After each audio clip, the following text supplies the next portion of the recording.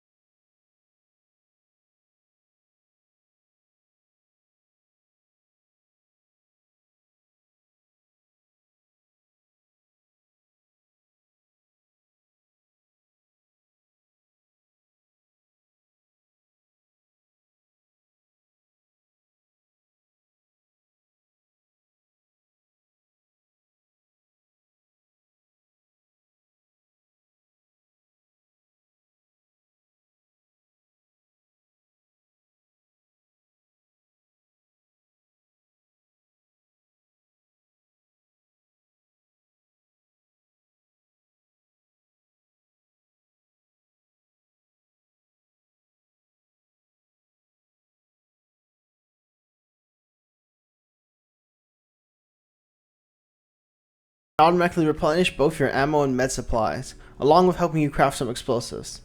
So, to begin, we're going to start by placing out all our structures.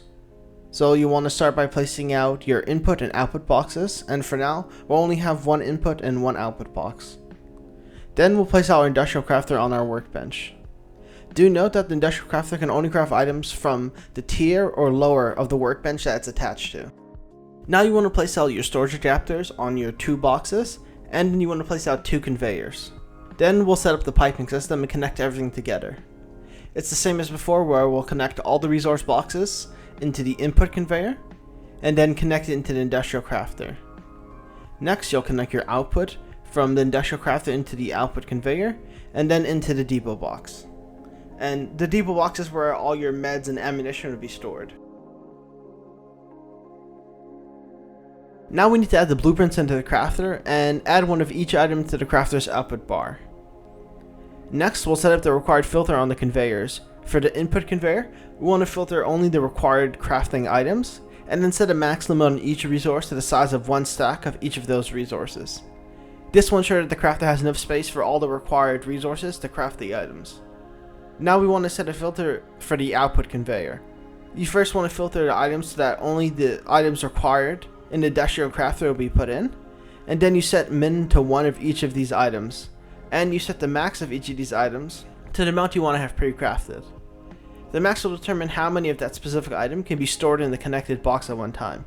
This limits how much the autocrafter can make, so as soon as you loot 1 stack of meds or ammo from the box, then the autocrafter will restart and make the amount you took from the box.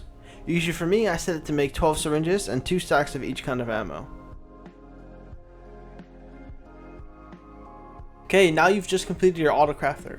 All you have left to do is connect power to the 2 conveyors and to the autocrafter itself, and then you put your resources in the input box and let it go to craft.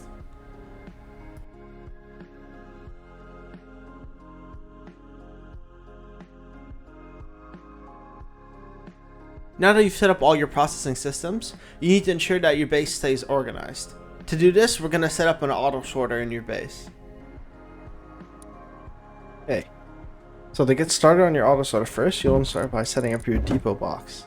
After setting up your depot box, using a storage adapter, you'll connect it to a set of splitters. So, based off how many different storage boxes you want, you'll need a different conveyor that will set up settings for them, right? So these conveyors are what you're going to use to filter what goes into each of these boxes. So what you do is you'll just chain up these splitters accordingly to be able to connect them into enough different conveyors. Now, if you look at the filters here, I've set a filter by categories across all of these. All this for ammunition, resources, and weapons. Now, what this does, it means anything that goes under category of clothing, so that's armor pieces, or any like hoodies or pants, hazmat suits, will then be filtered into this box. Same thing for any resources, or weapons and ammo.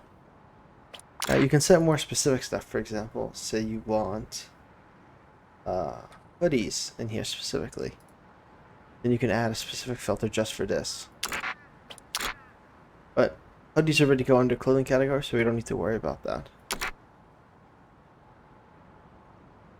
Now, after you set up all your other filters, you'll need to set up your I guess your miss box, or the box that will have all the other items that you don't want specifically sorted. So this would just be like a box of all the random items.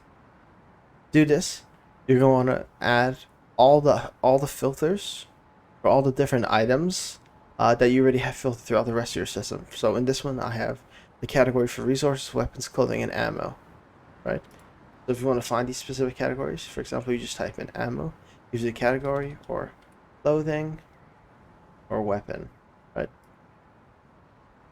Now, the only difference is after you type in all the stuff you filtered across all your previous conveyors, you're going to switch to exclude listed items. So by default, normally it's set to any items, but what you want to specifically select is exclude to listed items. So that means any of the items you put in the filter will be excluded, and everything else will be put within this box. So after you set up all your filters and you connect your conveyors to all your different boxes, your system's effectively ready to go. So let me show you how it functions.